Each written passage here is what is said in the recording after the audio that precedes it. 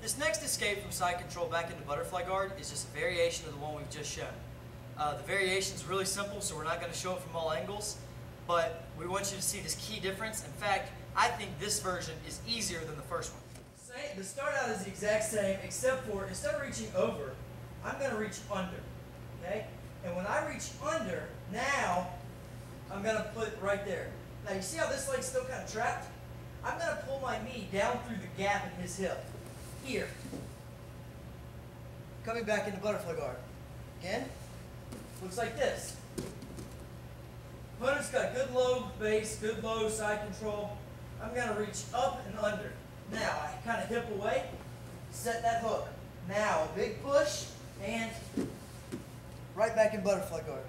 Now, if you want to, if you get caught right here, you either have the arm triangle or you can lift, and then notice how I'm elevator sweeping with the left leg. My right leg's just going to kick straight out. I can sweep my opponent all the way over. Right now, we're just focusing on getting out of side control into butterfly guard. A little faster pace. From here, creating space, I reach under and grab. Now, I'm here.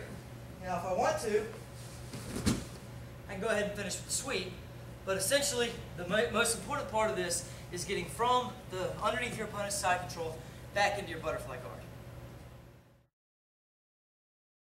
The next variation that we're going to cover is in case your opponent has his hips or his knee too close into your hip and you just can't turn that ankle.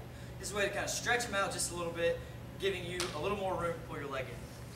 We covered in the first series how we step away, and see how I'm not just shrimping straight out, but I'm actually walking my shoulders and my hips away. I'm stepping over his leg. Now, in the first series, we covered the hook and roll sweep, where we use this leg to pull up, and we chop and we roll over backwards.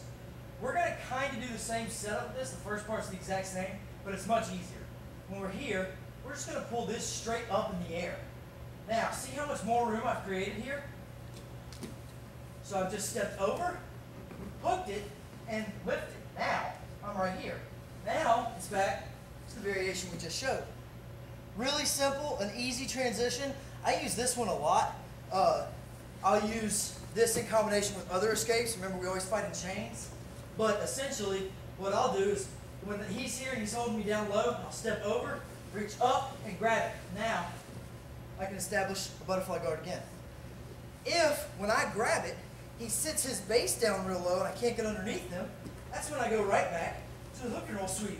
I'm here, I go right back to the hook and roll sweep. We're fighting in chains, always.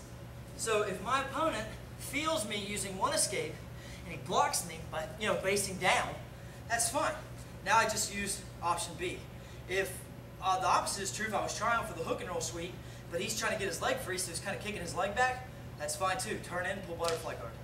That's some variations of your escapes. It's a good way to get underneath your opponent, get out from underneath your opponent's side control, get back to your butterfly guard where you have a lot more offensive options.